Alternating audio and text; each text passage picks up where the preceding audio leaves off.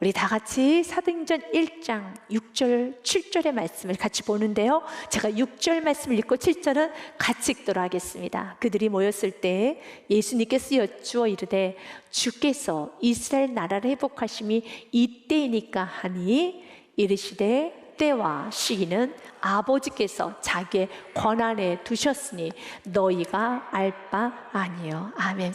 예수님께서는 부활하시고 난 후에 40일간 이 땅에 머무셨어요.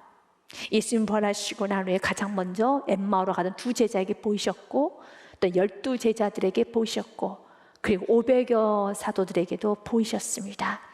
그러면서 예수님께서는 참 많은 일을 하시고 난 후에 성경 말씀에 보면은 예수님께서 말씀을 하시고 난 후에 이젠 하늘로 올라가셨다라는 말씀이 있습니다. 어떤 말씀 하셨는가? 8절 말씀이 예수님께서 마지막 이 땅에서 남기고 가신 말씀인 것입니다. 오직 성령이 너에게 임하시면 너희가 권능을 받고 예루살렘과 온 유대와 사마리아와 땅끝까지 이르러 내 증인이 되리라 하시니라. 이 말씀을 하시고 난 후에 이 말씀을 마치시고 그들이 보는 대로 올려져 가시니 구름이 그를 가리어 보이지 않게 하더라. 예수님은 부활하셨습니다. 예수님은 승천하셨습니다. 승천하시면서 예수님께서는 제자들이 했던 그 질문이 잘못되었음을, 그리고 또한 제자들이 하는 그 말이 잘못되었음을 좀 책망하시면서 마지막 승천하셨어요. 그래서 우리는 예수님께서 남기셨던 그 말과 제자들에게 하였던 그 책망을 이제 나도 들음으로써 우리의 삶 가운데 이제 하나님을 신뢰하는 믿음이 더 깊어지기를 원합니다. 그 첫 번째는요, 헛된 마음을 버리고 믿음의 삶을 살아야 합니다. Let go of empty desires and live a life of faith. 믿음의 삶을 살아야 됩니다. 제자들은 예수님께 이렇게 질문합니다. 6절 말씀에 보면 그들이 모였을 때 제자를 말합니다. 제자들이 모였을 때 예수님께 여쭈 이르되 주께서 이스라엘 나라를 회복하시면 이때입니까? 바로 지금입니까? 제자들 지금 흥분했습니다. 왜냐하면 로마인들에 의해서 채찍과 십자가에서 완전히 죽임을 당했는데 그 예수님이 살아나신 겁니다. 그래서 그들은 생각했습니다. 로마인들을 그 채찍과 죽음에서 예수님이 살아나셨기 때문에 이제는 과거 다윗이 통일왕국이 되었을 때 온 세계를 다스렸던 것처럼 이 놀라운 역사가 예수님으로 인하여서 일어날 것이라고, 이젠 더 이상 로마의 앞자리에 있는 것이 아니라 이스라엘이라는 나라가 완전히 회복되어서 통일왕국, 그 다윗의 시대가 다시 재현될 것이라고 생각을 했었습니다. 근데 그 생각은 예수님 부활하시기 전의 생각과 부활하시고 난 후의 생각과 전혀 달라지지가 않고 있었어요. 예수님 부활하시기 전에도 제자들은 그 생각으로 가득 차 있었습니다. 그래서 예수님께서 물로 포도주를 만드실 때 이 기적의 예수님을 보면서, 이렇게 기적을 일으키시니, 오병의 기적을 일으키시는 예수님을 보면서도, 죽었던 나사로를 살리시는 예수를 보면서, 그리고 예수님께서 예루살렘에 입성하셨을 때 제자들은 생각하기를 이보다 더 큰 기적을 예수님은 예루살렘에서 보여줄 것이며, 그래서 하나님을 믿는 이스라엘이라는 나라가 얼마나 대단한 나라인가, 이제 온 세계는 이스라엘, 온 세상은 바로 예수님을 중심으로 한 가장 충성했던 제자들로 이제 온 세계가 다 이제 점령될 것이다. 그들은 헛된 꿈을 꾸었죠. 맞아요. 그러나 우리는 압니다. 예수님이 십자가를 예루살렘에 입성한 이유는 더 큰 기적을 보이기 위한 것이 아니라 예수님이 예루살렘에 입성하신 후에 어떻게 하셨습니까? 너무 무력하고 수치스러울 만큼 예수님 채찍질을 당하셨고, 예수님은 조롱과 침뱉음을 당하셨으며, 그리고 예수님은 십자가에서 죽으셨습니다. 그래서 예수님의 그 모습을 보니 제자들은 다 도망간 겁니다. 그리고 예수님 부활하셨습니다. 그런데도 아직도 제자들은 헛된 꿈을 놓지를 못합니다. 제자들의 관심은 오직 이 땅에서의 나라의 회복입니다. 그러나 예수님께서 왜 십자가를 지셨나요?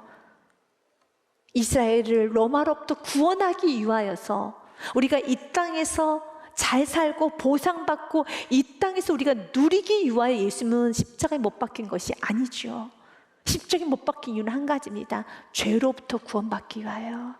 그래서 히브리서 말씀에 보면은 예수님이 십자가를 지신 이유에 관해서 말씀을 하셨지요. 자녀들은 혈과 육에 속하였으며 바로 저와 여러분을 말합니다. 육신에 속하였으며 그도 예수님 또한도 같은 모양 육신의 몸으로 혈과 육을 함께 지니심은 육신의 몸으로 오셨다는 말입니다. 그 이유가 무엇입니까? 바로 죽음을 통하여 십자가를 통하여 죽음의 세력을 잡은 자 곧 마귀를 멸하시기 위하여. 그래서 죄로 인한 사망, 여러분 그 권세를, 어둠의 권세를 다 멸하셨죠. 15절 말씀에 보니 또 죽기를 무소함으로 한평생 매여 종노릇하는 모든 자들을 놓아주려 하심이니. 바로 예수님께서는 한평생 사단의 종이 되어 살아가는 그 모든 자들을 놓아주기 십자가에서 죽으셨어요. 죄로부터 구원하기 위해 십자가에서 죽으셨습니다. 그리고 16절 말씀에 이는 확실히 천사들을 붙들려 하심이 아니라 오직 아브라함의 자손, 예수를 나의 구원자로 믿는 그 아브라함의 믿음의 자손들을 붙들어 주려 하심이다. 그렇습니다. 사랑하는 여러분, 예수님은 죄로부터 구원하기 위하여 예수님 예루살렘에 들어가셨고 십자가에 죽으셨고 부활까지 하셨습니다. 그런데도 불구하고 제자들은 죄로부터 구원받는 그 은혜를 망각하고, 그리고 죄로부터 구원받아야 될 그 영혼에 대한 관심은 없고, 여전히 그들은 부활하고 난 후 예수님을 만났음에도 불구하고 마음 가운데 예루살렘이 언제 회복됩니까? 이스라엘이 언제 회복됩니까? 이 땅에서 언제 우리는 보상받을 수 있습니까? 언제 우리는 자유롭게 살아갈 수 있습니까? 오직 그의 생각과 그의 시선은 땅의 것으로만 가득히 있었습니다. 여러분들 지금 어떻게 기도를 합니까? 여러분도 이 땅에서 내가 정말 잘 살기만 원합니까? 아니면 이 땅에 하나님의 나라가 이루어지기를 원합니까? 맞습니다. 여러분은 하나님의 나라가 이루어지기를 기도하고 있죠. 어떤 누구도 기도하기, 하나님 나라 민족에서 기도할 때도 이 나라 민족이 부자 나라 되게 해주세요, 세계를 제패하는 나라가 되게 해주세요라고 기도하시는 성도는 없어요. 하나님 이 나라 민족이 하나님을 전하는 성교국가 되게 하여 주옵소서 라고 기도를 하죠. 여러분, 여러분의 자녀를 위해서 기도할 때, 가정을 위해서 기도할 때, 하나님 우리의 가정과 우리의 자녀가 세상에서 최고로 부자가 되게 하사 하나님 전 세계를 누비고 전 세계를 다스리고 장악하게 하여 주옵소서 라고 기도하시는 믿음의 부모는 없어요. 믿음의 부모는 하나님 나의 자녀를 통해 하나님의 나라가 확장되기 원합니다, 수많은 영혼이 돌아오기를 원합니다 라고 기도를 하는 겁니다. 그러나 제자들은 그 기도를 못합니다. 왜냐하면 제자들에게는 성령이 임하지 않았기 때문에. 예수님께서는 제자들에게 이렇게 말합니다. 8절 말씀에 보니 성령이 너에게 임하시면 너희가 권능을 받고 라고 그랬어요. 성령이 임해야 하지만 우리의 마음이 바뀌는 겁니다. 그래서 제자들은 부활하신 예수를 만났음에도 여전히 이스라엘이 언제 회복됩니까? 우리가 언제 로마로부터 자유가 됩니까? 언제 우리는 배부르게 살 수 있습니까? 언제 우리는 잘 살 수 있습니까? 라는 그 이 땅에서의 그 삶을 놓지 못했는데, 제자들이 성령 받고 난 후에는 이제는 저 천성을 향해 나가면서 때로 이 땅에서 내가 아쉬운 인생을 살아도 괜찮습니다라는 고백을 하는 겁니다. 그래서 순교까지 하였었지요. 성령 충만했던 사도 바울은 이런 고백을 합니다. 만약 이 세상이 전부라면 내가 참 불쌍한 자이지, 그러나 그렇지 않지. 만약 그리스도 안에서 우리가 바라는 것이 다만 이 세상의 삶뿐이면 모든 사람 가운데 우리가 더 불쌍한 자이다. 그러나 이 세상의 전부가 아니기 때문에 좀 세상에서 아쉽게 살아도, 세상에서 좀 많은 걸 누리지 못해도, 그러나 영혼만 구원할 수 있다면, 하나님의 나라만 확장될 수 있더라면, 한 영혼을 더 지옥 갈 수밖에 없는 영혼을 건져낼 수 있더라면, 예수 그리스도만 드러낼 수 있더라면 너무 존귀합니다. 빌립보서 1장의 고백, 모든 성령 받은 제자들의 고백이며 저와 여러분의 고백입니다. 이 고백은 우리가 모두 아멘할 수 있는 고백이죠. 같이 읽습니다. 나의 간절한 기대와 소망을 따라 아무 일에든지 부끄러워하지 아니하고 지금도 전과 같이 온전히 담대하여 살든지 죽든지 내 몸에서 그리스도가 존귀하게 되게 하려 하나니. 21절까지 같이 읽습니다. 이는 내게 사는 것이 그리스도니 죽는 것도 유익함이라. 아멘. 사랑하는 여러분, 이렇게 변화가 되는 겁니다. 그렇습니다. 예수님 말씀하셨죠. 너희는 내 증인이 되어라 라고 말씀하셨죠. 그래, 그 내 증인은 우리 힘으로 될 수가 없어요. 오직 성령이 너에게 임하시면 너희가 권능을 받아야지만 내 증인이 되는 것입니다. 예수님의 증인이 될 수 있는 겁니다. 우리 인간의 본성 중에 하나는 예수님의 증인이 되기보다는 나의 힘, 나의 증인이 되기를 많이 원해요. 이것이 인간의 본성입니다. 그 성령을 받아야지만 예수님의 증인이 됩니다. 세상의 증인 되는 것이 아니라 내가 사는 동안에 예수님의 증인 돼서 예수님의 살아계심이 드러나고 예수님의 그 능력이 드러나면서 하나님 우리 가정에 예배 파워가 드러나기 원합니다. 예배를 통해서 어떻게 내 인생의 변화되었는가를 확실히 보여준 인생이 되기 원합니다. 순종이 얼마나 힘이 있는가를 보여준 인생이 되기 원합니다. 이것이 믿음의 유산이에요. 이런 예수님의 증인 되어야 하는 겁니다. 그래서 주님께서는 땅 끝까지 이르러 내 증인 되리라 하시면서 오직 성령이 임해야지만 너희가 권능을 받아야지만. 여러분, 권능은 두나미스 힘을 말합니다. 성령님 힘을 받으셔야지만 우리는 날마다 예배의 힘을 자랑할 수 있어요. 기도의 힘을 자랑하면서 우리가 예수만 자랑하는 사람이 되는 겁니다. 여기서의 권능은, 힘은 우리가 눈으로 보여지는 건 아니잖아요. 마치 우리가 어떤 사람에게 이렇게 말하면 저 사람 참 힘이 있는 것 같아, 파워가 있어, 저 사람은 힘이 느껴져 라고 했을 때 그 힘과 파워가 보이십니까? 보이지 않지요. 그러나 그 사람이 일하는 능력, 일처리 능력, 또 일의 결과를 보면 우리 이렇게 말하는데, 아, 힘이 있구나, 저 사람 파워가 있어, 실력이 있구나 라고 결과를 보면 아는 것처럼 권능은 눈에 보이지 않죠. 그래서 권능도 성령님의 권능의 결과, 열매라는 걸 보면은 그것이 무엇인가를 알 수 있어요. 성령의 권능 열매로 보여줬던 말씀이 있습니다. 그 열매가 무엇입니까? 갈라디아서 5장 22절 말씀에 보면 오직 성령의 열매는 사랑, 희락, 화평, 오래 참은, 자비, 양성, 충성, 온유, 절제는 이 같은 것을 금지할 법이 없느니라. 그렇습니다. 이것이 결과인 겁니다. 권능을 받게 되면 우리 삶 속에서 성령의 열매를 맺는 겁니다. 이제 헛된 마음을 저버리게 되고, 이제 주님, 내가 더 사랑이 드러나고 더 화평이 드러나고 더 희락이 드러나는 삶, 우리가 살아가야 되는 삶인 것이죠. 여러분이 잘 아는 말씀, 빌보 4장 13절 말씀에 내게 능력 주신 자에서, 능력은 권능을 말합니다. 성령의 권능, 파워가 있는 안에서 내가 모든 걸 할 수 있느니라 라고 되어 있죠. 이 모든 것은 여러분 뭐라고 생각합니까? 11절과 12절 말씀에 보니 그 모든 것은 내가 궁핍함으로 말하는 것도 아니니라.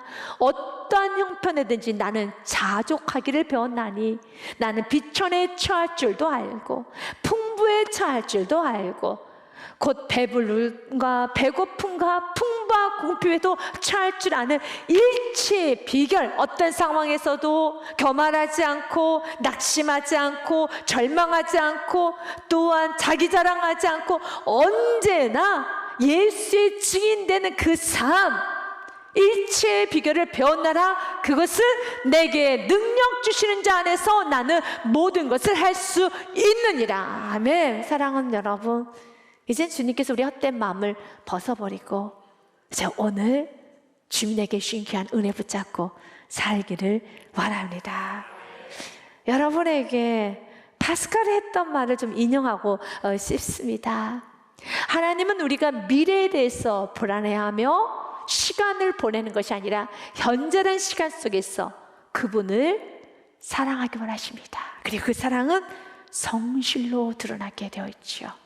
이제 헛된 마음을 벗어버리고 두 번째로 우리가 버려야 될 것은 바로 때를 알고자 하는 인간의 그 본능적인 마음을 자제할 수 있어야 돼요. Do not try to find out about tomorrow. 때를 알고자 하는 마음. 예수님께 질문을 했었지요. 이스라엘 회복의 때가 언제입니까? 라고 물었었을 때 그 질문도 잘못되었었지만 그 질문하셨을 때 예수님의 대답은 너 알 바 아니다 라는 말씀하십니다. 이르시되 때와 시기는 아버지께서 자기의 권한에 두셨으니 너희가 알 바가 아니요. 우리는 미래를 알고자 하는 그런 욕구가 있어요. 여러분, 세상에서도 어떤 곳에 투자를 할 때 미래를 예측하고 또한 그 타이밍을 보면서 넣고 빠지려고 하면 투자가 아니라 투기라는 말을 합니다. 주님은 우리가 내일을 알려고 하는 그 욕구를 버리기 원합니다. 첫 번째로 제자들에게 무섭게 책망했었지요.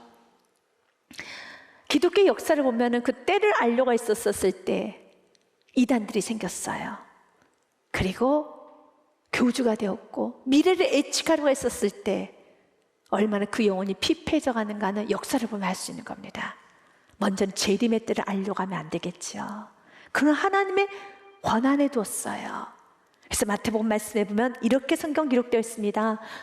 마태복음 말씀 24장의 말씀에 보면 천지는 없어지었죠. 내 말은 없어지지 아니하리라. 그러나 그날과 그때는 아무도 모르나니 하늘의 천사들도 아들도 모르고 오직 아버지만 아시느니라. 사랑하는 여러분, 주님께서 권한에 두신 것은 우리가 자꾸 알려고 하는 건 주님의 영역에 간섭하는 것입니다. 주님의 영역에 간섭해서는 안 되는 것입니다. 그리고 그것을 알기 위해서 몇 가지 단서를 가지고 사사로이 풀어서도 안 되는 겁니다. 이 부분에서 주한 칼빈 목사님은 이런 성도를 광기 어린 성도라고 말합니다. 하나님께서 우리에게 감추신 것을 억지로 알려고 하는 것은 일종의 광기다. 성경이 멈추는 곳에서 우리도 멈춰야 한다. 주님께서 함구하시는 비밀을 캐려고 하는 자는 결국 빛 대신 어둠을 발견하게 될 뿐이다라는 말을 했었습니다. 그렇습니다. 베드로전서 말씀에도 좀 경고했었죠. 성경을 호기심으로 사사로이 풀지 말라라고요. 먼저 할 것은 성경의 모든 예언은 사사로이 풀 것이 아니니 세 번역에 보니 제멋대로 해석하지 말라는 것이죠. 이것저것 짜맞춰가지고 단서를 가지고 예측하며 미래를 끊임없이 예측하려고 하지 말라는 것이죠. 그것은 광기 어린 성도들의 모습일 수도 있다는 겁니다. 여러분은 무엇보다 먼저 알아야 할 것은 이것입니다. 아무도 성경의 모든 예언을 제멋대로 해석해서는 안 되는 것입니다. 겸손해야 된다는 것이죠.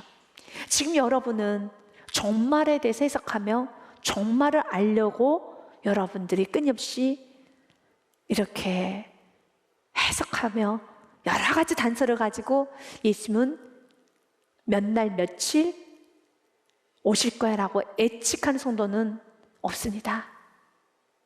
없을 것입니다. 그러나 좀 더 확장해서 내가 언제 성공할까? 내 자녀가 언제 잘 될까? 언제 이 문제가 해결될까? 언제 축복받을 수 있을까? 언제? 그때에만 집중하고 있다면 그것 또한도 내려놓기로 합니다. 마태복음 6장 말씀을 예수님은 내일은 나의 날이란 말씀하셨습니다. 그러므로 내일 일을 위하여 염려하지 말아라. 내일 일은 내일 염려할 것이요 한날의 괴로움은 그날로 족하다라고 말씀을 하면서 사랑하는 여러분, 주님은 우리가 언제 내가 축복받고 며칠만 더 기다리면 되는가? 또 어떻게 며칠만 더 참으면 되는가? 라고 하며 끊임없이 조급해하고 또한 낙심하고 절망하고 아니면 헛된 꿈에 부풀어 오르면서 어느 하루의 삶을 흐트러버리는 것이 아니라 성실하게 살기를 원합니다. 이 부분에 있어서 실제적으로 찰스 스펄전 목사님이 설교했던 그 내용을 그대로 좀 적어와 봤습니다. 그 당시에 이런 사람이 있었나 봐요. 하나님의 명령은 소홀히 하고 어려운 문제들을 풀려고 애를 씁니다. 내가 아는 한 사람은 항상 계시록에 나오는 대접과 봉인과 나팔에 대해서 곰곰이 생각하지만, 그래서 이단들을 보면은요, 그 나팔에 대해서 참 이야기를 많이 해요. 대접에 대해서 이야기를 참 많이 해요. 대접에 대해서 이야기할 게 아니라 그냥 집에 있는 대접을 청소를 해야 돼요. 그게 더 옳아요. 그러면서 이런 말을 합니다. 7 자녀가 있었는데 가족을 위한 기도는 하지 않았습니다. 그가 대접과 나팔이 아닌 자신의 아들, 딸을 챙겼더라면 훨씬 나았을 것입니다. 과거나 지금이나 동일하게 이렇게 여러분 헛되게 시간을 보내는 사람이 참 많아요. 주님, 우리가 이렇게 헛되게 시간을 보내면서 오늘 하루의 삶을 교만하게 망치는 것이 아니라 하나님이 내게 준 귀한 은혜를 붙잡고 그때와 시기를 알려고 하는 것이 아니라 내가 오늘 하나님 말씀에 순종하고 감사하면서 하나님 말씀에 내가 충성스럽게 살아가면 내일은 잘 되게 되어 있죠. 그럼 오늘 하루 엉망으로 살면 내일은 엉망이 준비가 되어 있죠. 요행을 바라면 안 되는 것입니다. 그래서 내일을 내가 그때를 알려고 하는 것이 아니라 오늘 나는 지금 어떻게 삶을 살고 있는가를 다시 한번 자기 삶을 좀 여러분 점검할 수 있는 은혜가 있어야 합니다. 3번째, 우리가 또한 버려야 되는 마음은 이제 은혜 받은 그 자리에만 머물려고 하는 마음을 말합니다. 은혜를 받은 나는 삶으로 돌아가야 되는 겁니다. 오늘 본문의 말씀은 9절부터 11절 말씀에 보면 천사들이 나타나서 제자들 책망하는 모습이 있습니다.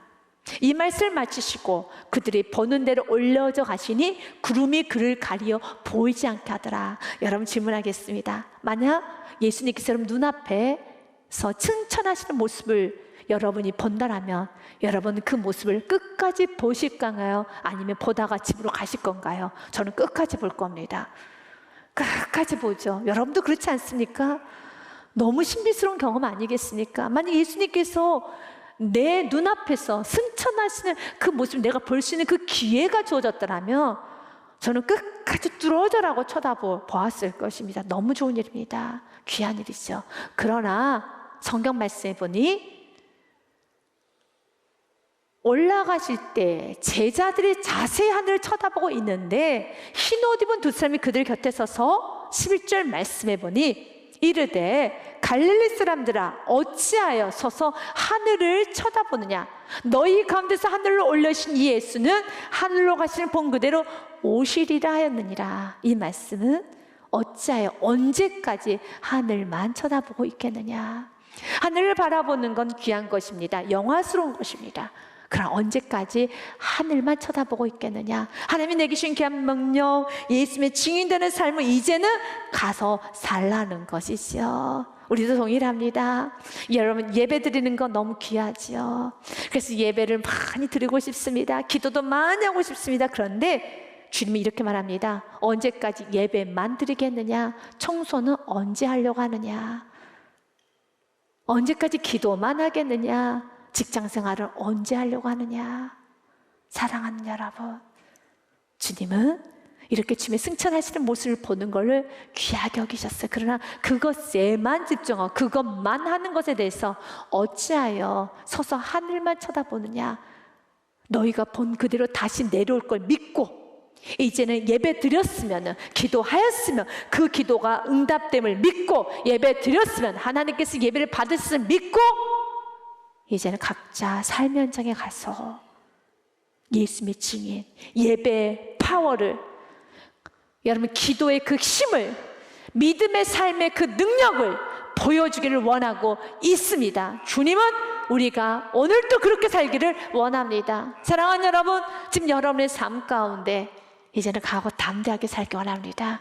주님을 신뢰하는 믿음을 가지고 이제는 우리의 마음이 세상에서 보상받으려고 하는 그 마음으로 가득 차 있는 것이 아니라 하나님의 나라가 이 땅에 이루어지기를 원하는 마음으로 충만하고, 그리고 그때와 그 시기는 하나님께 맡기고 오늘 내게 주어진 삶에 충성스럽게 이제 은혜 받았기 때문에 나의 삶으로 돌아가서 그 은혜가 이제는 나의 삶 속에서 그대로 메시지가 되어서 삶이 예배가 되고 삶이 메시지, 바이블, 말씀이 되어서 그 말씀을 구현해내는 여러분의 삶이 되시기를 주님으로 축복드립니다.